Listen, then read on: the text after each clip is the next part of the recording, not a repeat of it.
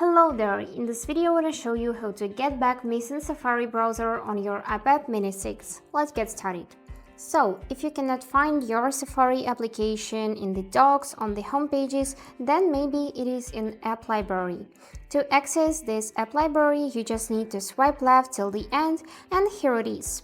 You can use search bar to make the search easier, just type in Safari, and if there are no results, then we can open settings. Here select screen and time, go in the content and privacy restrictions, choose allowed apps, and here check whether this Safari is allowed or not. In my case it is not allowed, so let's solve this problem.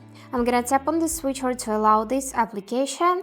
Now let's close settings, and now let's try to find it again. I'm gonna go in App Library, type in Safari, and here it is. You can also check whether it appeared on your home screen or not. So here it is. Now you can just press and hold it like that and add to the dock.